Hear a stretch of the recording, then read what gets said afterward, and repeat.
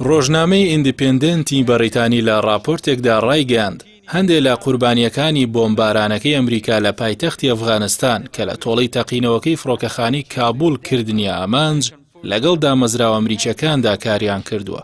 ڕۆژنامەکە لەو راپۆرتەیدا کە پەیامنێرەکەی لە کابوول شارلین ڕۆدریگێز ئامادەی کردووە و دیمانەی لەگەڵ ئەندامانی ڕزگاربووی خێزانەکەدا ئەنجام داوە دەڵێت ئەمریکا سوورە لەسەرەوەی گوایەکێک لەو دەکوژراوە داعش بووە، بەڵام ئەو خێزانە بە هەموو شێوەیەک ئەو تۆمەتە ڕەت دەکەنەوە و بە بەڵگەوە تۆمەتی فەرماندەی کەشتی گەلی پێنجەمی ئەمریکا بە درۆ دەخەنەوە. راپۆرتەکەوەی ڕوون کردووەتەوە کە زماری ئەحمەدی 40 ساڵە و 3 منداڵی کە لەو هێرشەدا کوژراون ئەندازیار بووە لە کۆمپانیای خۆراک و فێرکردنی نێودەوڵەتی کە دامەزراوەکی خێرخوازی ئەمریکیە کاری کردووە.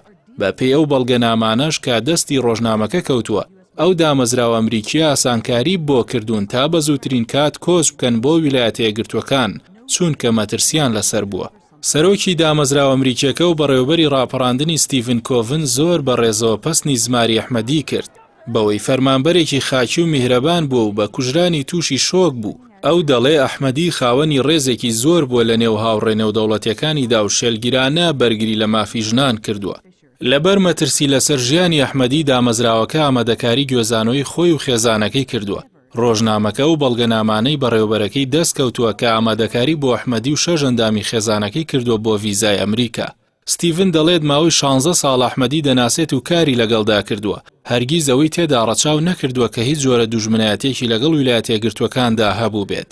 بەپێی راپۆرتەکە لە هەمان هێرشدا ئەحمەد ناسری 30 ساڵەی دەستگیرانداری کچەکەی ئەحمەدیش کوژراوە کە پێشتر لە لای ئەمریکیەکان پاسەوان بوو و لەم دوایانەشدا پەیوەندی بە سوپای نیشتیمانی ئەفغانستانەوە کردووە.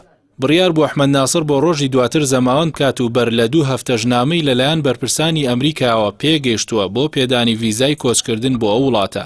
وا بڕیار بووە ناوبراو لەگەڵ هاوسەرەکەیدا بچنە ئەمریکا.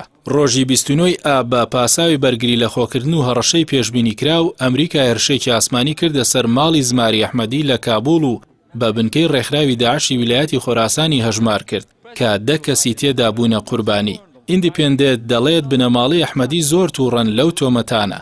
ئیمال ئەحمەدی برای کە ئەویش مەلیکەی 3 ساڵەی کچی لەو هێرشەدا کوژرا تەواوی تۆمەتەکانی ئەمریکا ڕەت دەکاتەوە. ناوبراو دەڵێ نەموشک و نەخۆکوژ لەو شوێنەدا بوونیان نەبووە. ئەو دەپرسێ ئەگەر ئەو ئۆتۆمبیلی ئەوان بە بۆمب ڕێژکراوی ناو دەبن وا بووە ئەی بۆچی دیوارەکەی پەنای سەلامەتە و تەنانەت ئۆتۆمبیلەکەش نەتەقیوەتەوە. یەکێکی تر لە شایەت حاڵەکان بە ناوی ڕامین یوسفی کە خزمی ئەحمەدیە برایەکی بە ناوی جەمشید یوسفی و کچێکی 2 ساڵی بە ناوی سومەیە کوژراوە. هێرشەکە بە تاوانێکی تری گەورەی ئەمریکا ناو دەبات. لەو بارێشەوە ئاماژە بەوە دەدات کە ئەوان بڕۆیان بە دەستەبەرکردنی دادگەری نییە، بەڵام تەنیا ئەوەیان دەوێت کۆمەڵی نێودەوڵەتی بزانن کە ئەوان تیرۆریست نین.